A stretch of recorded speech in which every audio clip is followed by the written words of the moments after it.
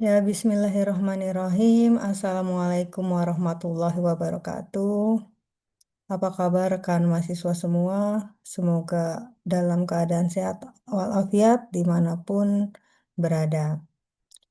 Ya, pada kesempatan kali ini kita melanjutkan mata kuliah Enterprise Resource Planning dengan materi yaitu aplikasi program ERP. Ya, jadi kita akan bahas aplikasi apa saja yang dapat kita gunakan untuk sistem ERP.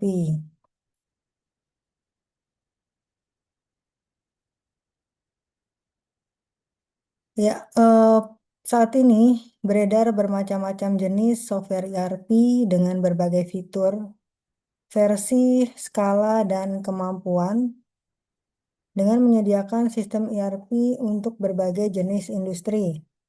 Ya, jadi sistem ERP ini bisa disesuaikan baik itu fiturnya, ya, kemudian skala dan kemampuannya berdasarkan jenis industri yang akan diterapkan. Ya, pertama yaitu ada SAP. SAP merupakan salah satu sistem ERP yang populer di Indonesia. SAP didirikan sekitar tahun 1975 di Jerman oleh 5 orang mantan karyawan yang bekerja di IBM. SAP sebenarnya dari bahasa Jerman yaitu Sistem Anwendungen Produkttender Datenverarbeitung atau dalam bahasa Inggris singkatannya adalah SAP, System Application Product in Data Processing.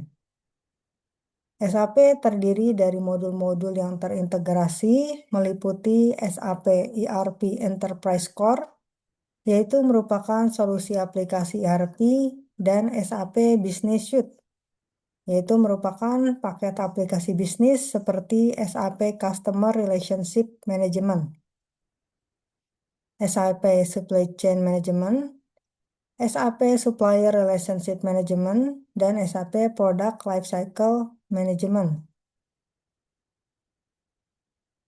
Ya, untuk sistem ERP ini memang penerapannya adalah di suatu enterprise atau perusahaan yang tentunya merupakan paket ya dari berbagai aplikasi bisnis,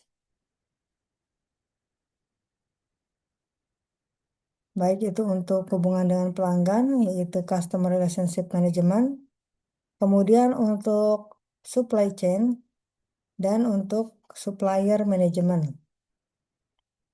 Pengguna aplikasi sistem ERP pada umumnya adalah perusahaan menengah besar.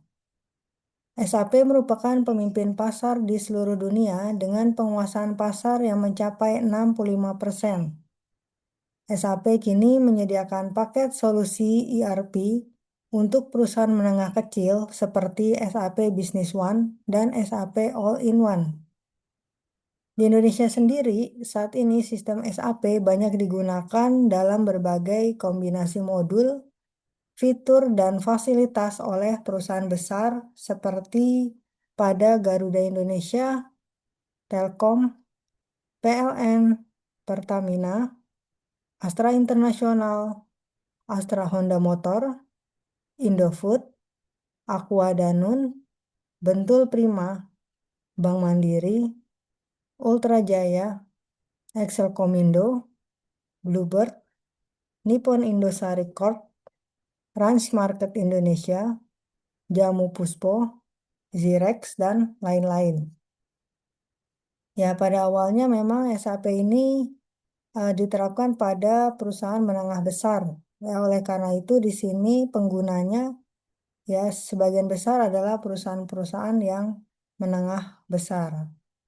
Nah, untuk SAP pada perusahaan menengah kecil ini baru dibuat ya dengan nama SAP Business One dan SAP All-in-One.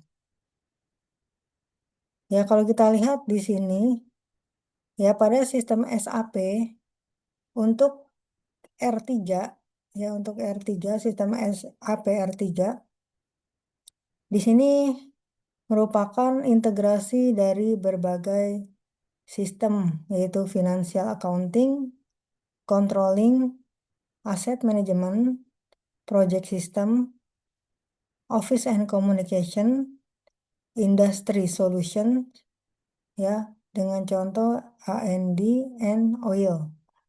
Kemudian sales and distribution, materials management, production planning, quality management, plant maintenance, dan human resource. Ya, sesuai dengan modul-modul yang terdapat di dalam sistem SAP, maka fungsi utamanya adalah untuk akuntansi biaya, akuntansi manajemen, kemudian penjualan, distribusi, manufaktur, perencanaan produksi, pengadaan, sumber daya manusia, dan juga penggajian. Ya, aplikasi yang kedua yaitu ada PeopleSoft.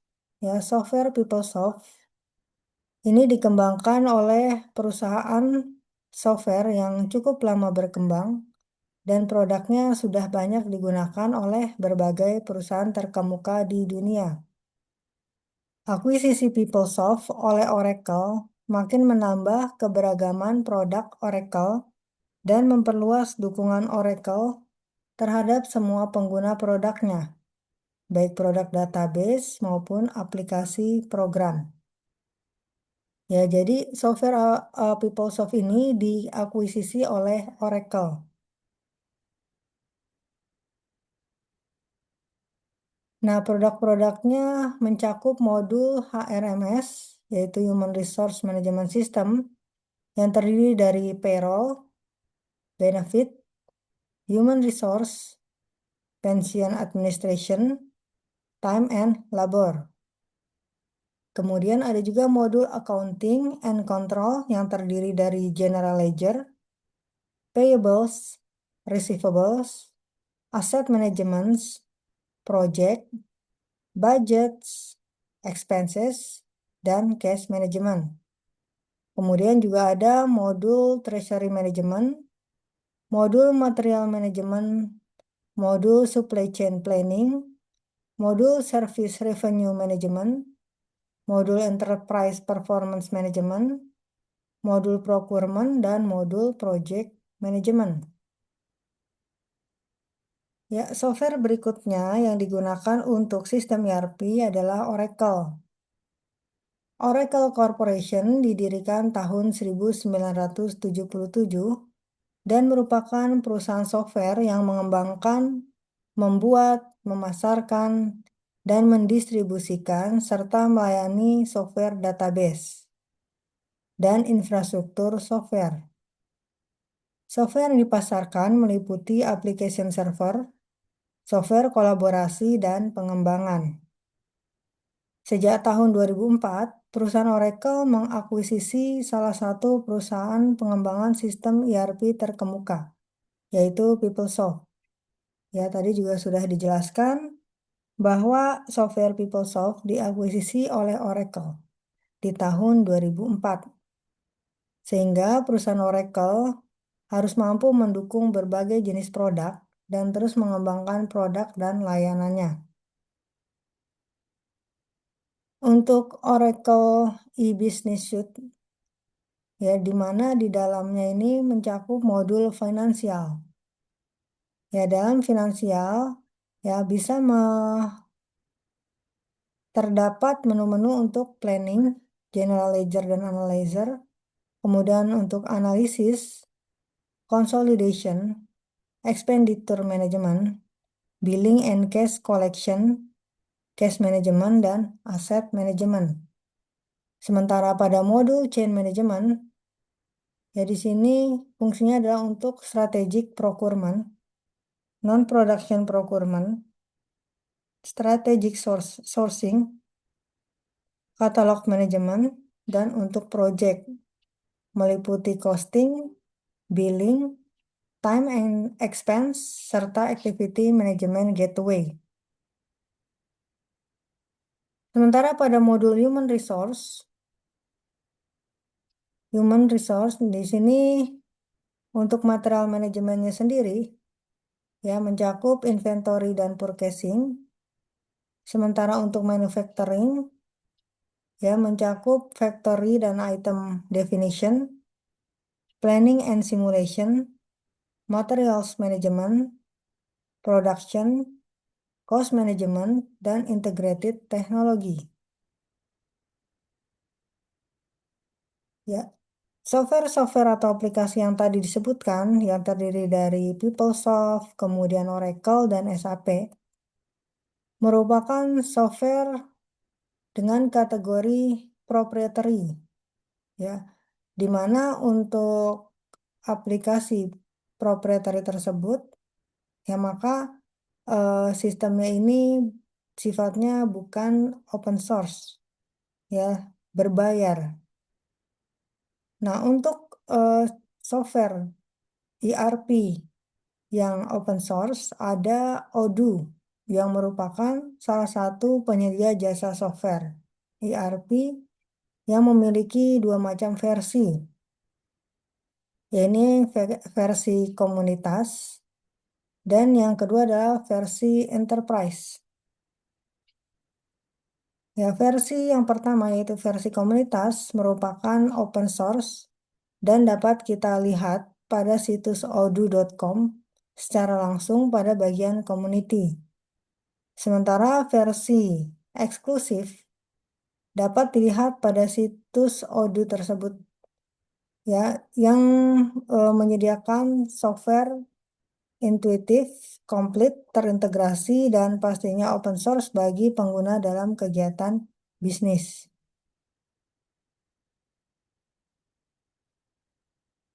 Ya, jadi untuk Odoo sendiri ini berbasisnya open source, memungkinkan perusahaan mengintegrasikan berbagai sistem informasi menjadi satu platform yang terintegrasi. Di dalam platform Odoo, ya di sini digunakan untuk sistem ERP dengan berbagai modul, ya dengan manfaat yaitu pertama menawarkan biaya yang rendah, kemudian kemudahan penggunaan, menawarkan dan memiliki pilihan aplikasi Odoo yang lengkap, telah terintegrasi dengan banyak aplikasi perangkat lunak tambahan pihak ketiga, dan menawarkan versi gratis yang disebut dengan versi komunitas.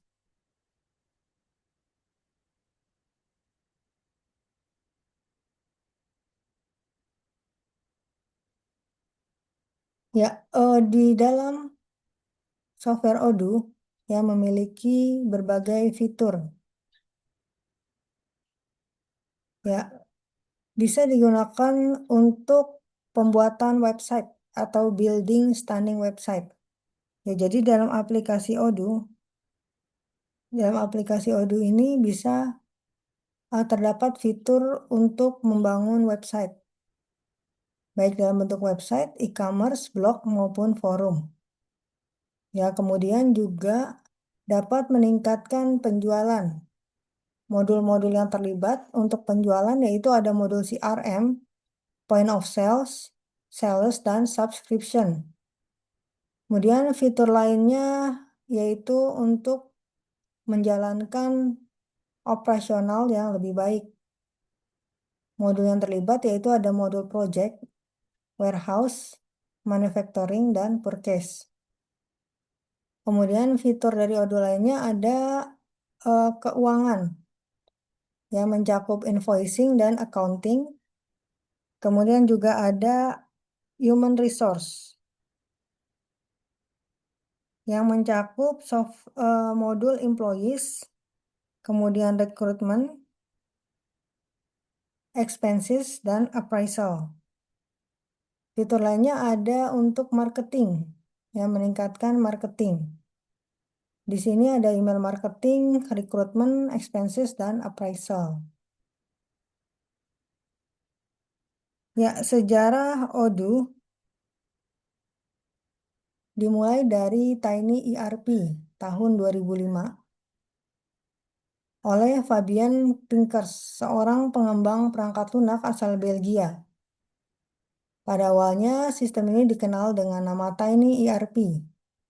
Sesuai dengan namanya, Tiny ERP dirancang untuk menjadi solusi ERP yang sederhana, ringan, dan terjangkau bagi bisnis kecil hingga menengah.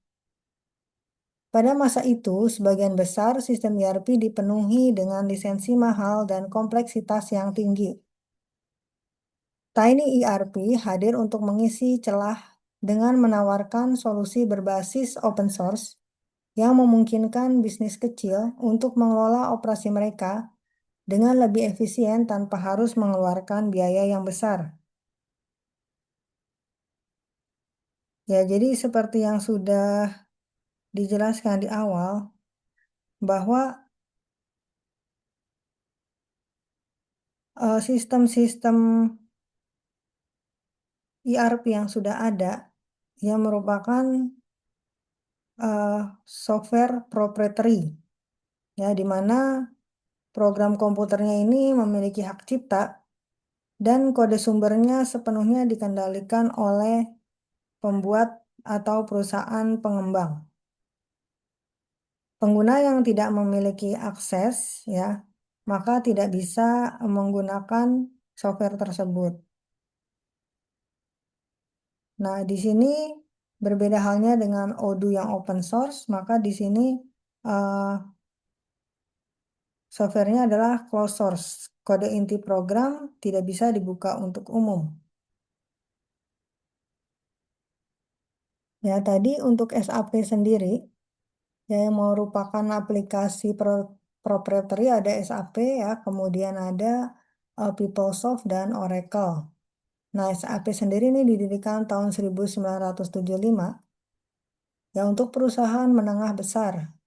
Sementara Odoo yang mulai dibuat di tahun 2005 ya untuk eh, menjadi solusi bagi bisnis kecil hingga menengah dengan solusi ERP yang sederhana. Selanjutnya evolusi menjadi Open ERP, ya, dari Tiny ERP kemudian eh, menjadi Open ERP di tahun 2009 yang mencerminkan visi perusahaan untuk menjadi platform ERP yang sepenuhnya open source, memberikan kebebasan pada pengembang dan perusahaan untuk menyesuaikan sistem sesuai kebutuhan. Dalam fase ini, OpenERP mulai menambahkan berbagai modul yang mencakup fungsi bisnis utama seperti manajemen keuangan, kemudian CRM, manajemen inventaris, manajemen proyek, dan arsitekturnya sudah modular. Ya, arsitektur modular di sini berarti apabila akan dikembangkan dengan modul-modul lainnya, maka tidak perlu membuat program dari awal. OpenERP memungkinkan pengguna untuk memilih dan menggunakan hanya modul yang dibutuhkan, menjadikan solusi yang fleksibel untuk berbagai industri. Nah, di tahun 2014, OpenERP bertransformasi menjadi Odoo, ya, sebuah nama yang lebih modern dan mencerminkan evolusi perusahaan. Meskipun Odoo sendiri tidak memiliki arti khusus, tetapi dipilih untuk membedakan platform ini sebagai suatu yang lebih dari sekedar ERP. Transformasi ini membawa perubahan besar pada fokus perusahaan. Selain tetap mempertahankan fitur ERP tradisional, Odoo mulai memperluas jangkauan dengan menyediakan aplikasi tambahan, seperti pembuatan situs web, e-commerce, point of sales, email marketing, dan manajemen SDM. Dan perubahan ini menjadikan Odoo sebagai platform all-in-one untuk bisnis, bukan hanya untuk ERP. Ya, Odoo mengalami pertumbuhan pesat dan semakin populer di kalangan bisnis kecil hingga menengah, serta perusahaan besar yang membutuhkan solusi ERP yang fleksibel. Beberapa faktor kunci yang mendorong pertumbuhan ini adalah Odoo ini merupakan model yang open source, di mana pengguna dapat mengunduh dan menggunakan Odoo Community Edition secara gratis atau memilih versi Enterprise dengan fitur tambahan. Kemudian Odoo juga fleksibel, ya bisa mendukung integrasi yang luas dengan berbagai aplikasi pihak ketiga. Dan Odoo juga memiliki komunitas global, di mana komunitas pengembang dan mitra yang aktif di seluruh dunia yang terus berkontribusi pada pengembangan platform.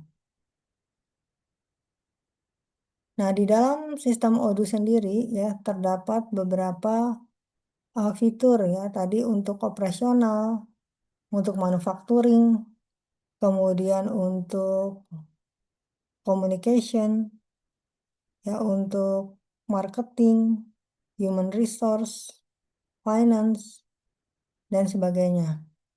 Di dalam masing-masing fitur tersebut ya, maka fungsi-fungsi yang dapat dilakukan atau modul-modul yang terlibat ya di sini juga dijelaskan. Ya, jadi misalnya untuk finance ya, finance ini misalnya fungsinya untuk invoicing, accounting, dan expenses.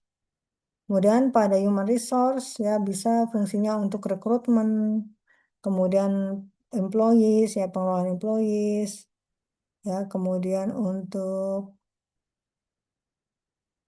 appraisal ya dan sebagainya.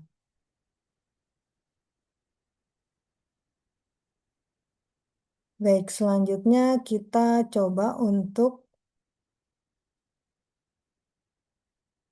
langsung mengaplikasikan Odoo.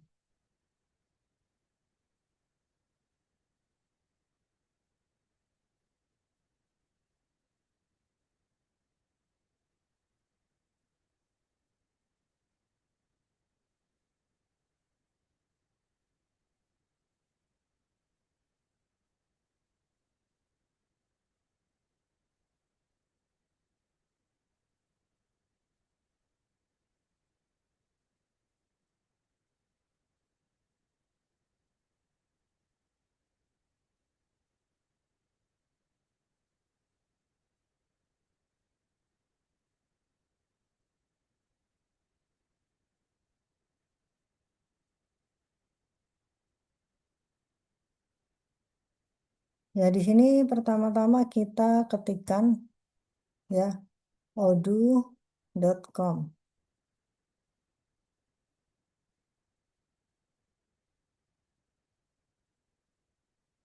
Nah, kemudian kita bisa memulai Odoo ini yang versi community atau gratis gitu ya, uji coba gratis.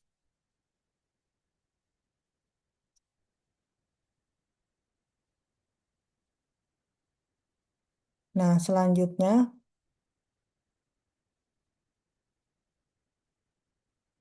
di sini kita lihat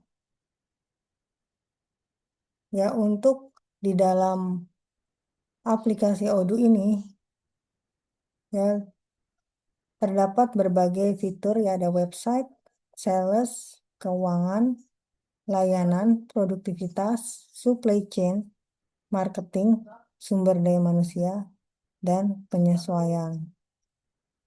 Dan di masing-masing fitur ini terdapat beberapa modul yang dapat kita pilih. Ya, tidak semuanya harus kita pilih, tapi kita juga bisa memilih modul-modul yang kita butuhkan saja.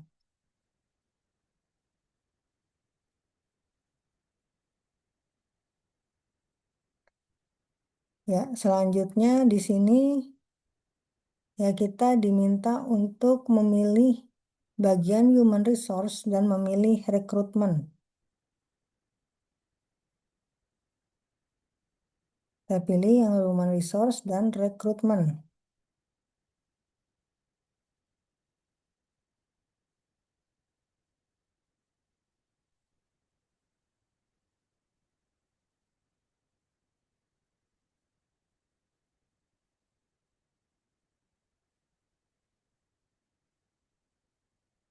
Oke. Kita lanjut. Nah, di sini kita perlu mengisi informasi diri kita, ya.